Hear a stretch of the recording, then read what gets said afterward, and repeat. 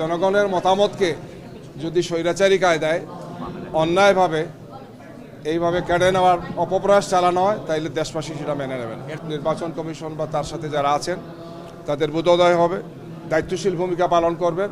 স্বৈর শাসকের আচরণের মতো তারা কোনো আচরণ করবেন না, কিন্তু আমাদের সে মনে হচ্ছে যে তারা বিশেষ কোনো উদ্দেশ্য নিয়ে এই সমস্ত কাজগুলো করছেন। আমরা প্রয়োজনে আন্দোলনে যাব এবং সেটা কঠোর আন্দোলনে যাব। আবারও স্বৈরাচার বা স্বৈরাচারের দূষণটা ফিরে আসুক। নির্বাচন নিয়ে এই জাতির যে ভয়ঙ্কর ট্রমা এখানে ছিলেন, তারা সেখানে প্রেসের সাথে কথা বলেছেন এই ধরনের চিত্রগুলো বিভিন্ন জায়গাতে আসছে, সেই বিষয়ে আপনাদেরকে বা আপনাদের বন্ধু যারা ছিলেন সেখানে তাদেরকে অবহিত করেছি। আমরা মনে করেছিলাম যে এরপরে হয়তো নির্বাচন কমিশন বা তার সাথে যারা আছেন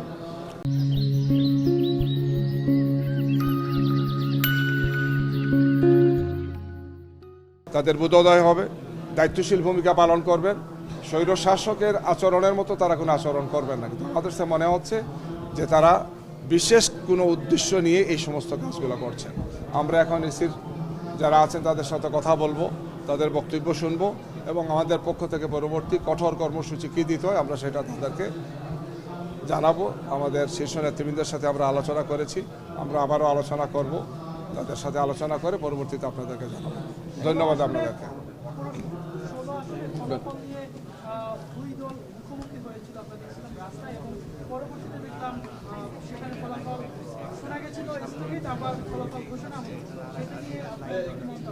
অনেকগুলো আসনে এই অবস্থা হচ্ছে, ঢাকার সবগুলো আসনে এই ধরনের সমস্যা হচ্ছে এবং সেই সমস্ত আসন থেকে আসনের সাথে যারা দায়িত্বে আছেন, আসন পরিচালক বা সচিব বা প্রার্থী, তারা এই সমস্ত বিষয়ে আইনি পদক্ষেপ নেওয়ার জন্য তারা অলরেডি প্রস্তুতি নিয়েছেন, কেউ কেউ সে পদক্ষেপগুলো নিয়েছেন। আমাদের কাছে এটা খুবই স্পষ্টত দৃশ্যমান হচ্ছে যে কোনো অবস্থায় এই ধরনের অনাকাঙ্ক্ষিত এবং অপ্রত্যাশিত দেরি করার কোনো কারণ নেই। বিশেষ কোনো কারণে, বিশেষ কোনো উদ্দেশ্যে অথবা আমাদের প্রতিপক্ষ যারা তাদেরকে কিছু বিশেষ সুবিধা দেওয়ার জন্যে বা অন্যায়ভাবে তাদেরকে পাশ করানো, বিজয়ী দেখানোর জন্যই এই ধরনের অনাকাঙ্ক্ষিত এবং অপ্রত্যাশিত দেরিটা করা হচ্ছে। আমরা এই বিষয়ে আমাদের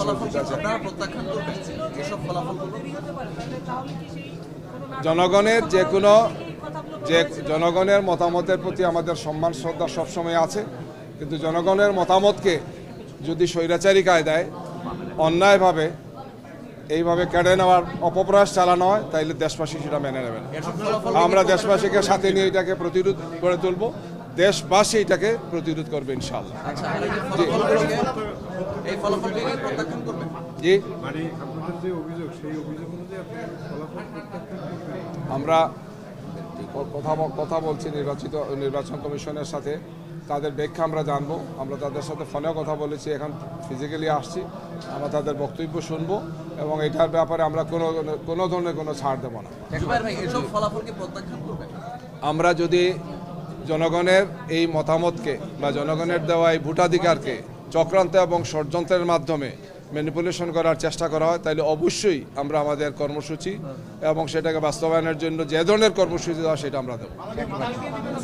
জি,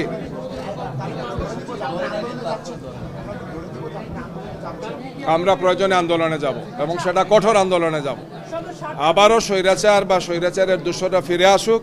নির্বাচন নিয়ে এই জাতির যে ভয়ঙ্কর ট্রমা 2014, 2018 এবং 2024-এ যেটা আমরা দেখেছি, এবং যারা এই ধরনের নির্বাচন করেছিলেন তারা এখন কোথায় আছেন আপনারা জানেন। আমরা আশা করব না, প্রত্যাশা করব না যে এই নির্বাচন কমিশনকেও এই ধরনের পরিণতি যাতে তাদেরকে ভোগ করতে না হয়। ধন্যবাদ আপনাদেরকে।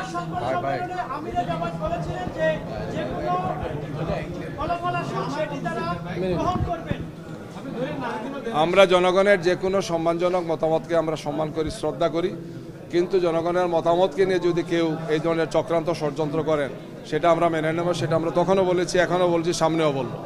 অতীতেও এগুলো নিয়ে বিভিন্ন ধরনের চক্রান্ত হয়েছে, দেশবাসী মেনে নেয় নাই। যারা করেছিলেন তাদেরকে সেই পরিণতি ভোগ করতে হয়েছে। আমরা আশা করব যে এদেরকে এই পরিণতি ভোগ করতে হবে না, তারা সঠিক ভূমিকা রাখবে। ধন্যবাদ।